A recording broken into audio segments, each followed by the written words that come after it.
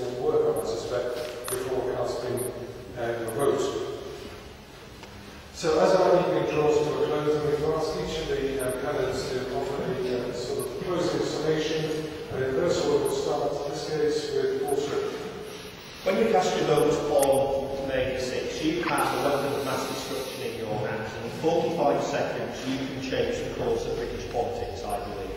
Don't be led into the politics of fear. Don't be told that if you vote Liberal Democrat you'll get a Conservative government or you will actually get a Labour government. In this constituency, if you vote for a Liberal Democrat, you will get a Liberal Democrat MP. I will use my voice of influence to make sure that when I speak to you in the House of Commons, we're more internationalist as a country and we play our rightful place in the international community.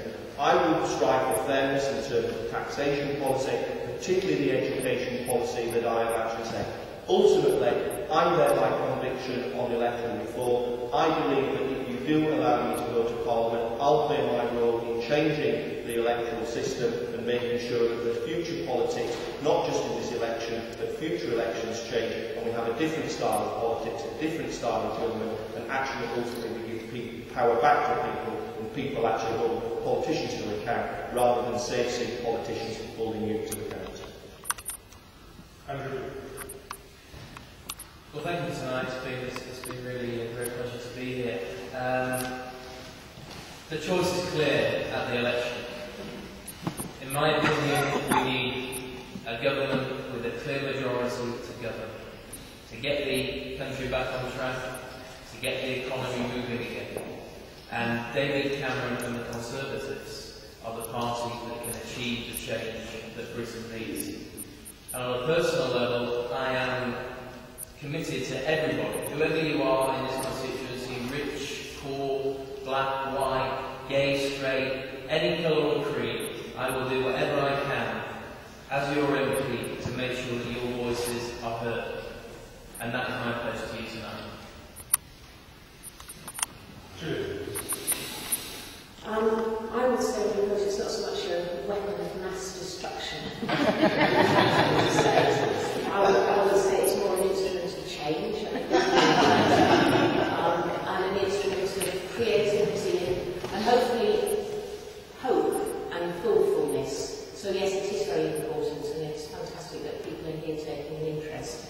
I would say, remember that there's a local election too, and that politics actually has a very important place in Sheffield in our city council. So think about who you're voting for locally. There's been a lot of discussion about the economy, and clearly that is terribly important and very much on people's minds. But I'll come back to the point I made earlier, that the economy is only an instrument of what we want to do. It isn't actually an end in itself. So we need to think about kind of what we stand for and where we're going, and how the economy can be used to serve those ends, rather than becoming an end in itself. You've got 30 seconds. 30 seconds. And I suppose that thinking about looking at people's record as politicians, and I would hope that you think that the Green Group on the Council has made some sort of impact on Sheffield, and that would inspire you to give a chance to the smaller parties and to think, okay, so we may not form the next government, but at least we're going to get some MPs, and the more votes that we get, the more that gives power to our elbows and make our arguments and to make an impression on the larger parties. So vote Green. Well, you said that encouraging people to look at the consequences of the votes was bullying them in a certain direction. We've made that point before. But you have throughout this election produced leaflets carefully printed in blue to encourage Conservative voters to vote Liberal Democrat in order to defeat Labour. But the consequences of that would be to install a Conservative government. That's not bullying people.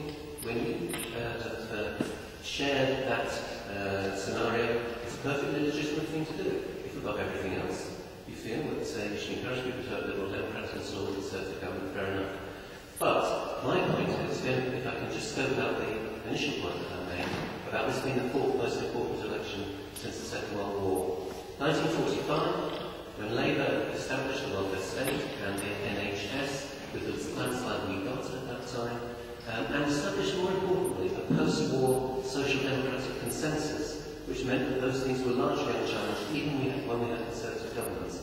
Until Mrs Thatcher was elected in 1979, arguing that there was no such thing as society, attacking our industries and attacking our public services. From 97, we haven't got everything right.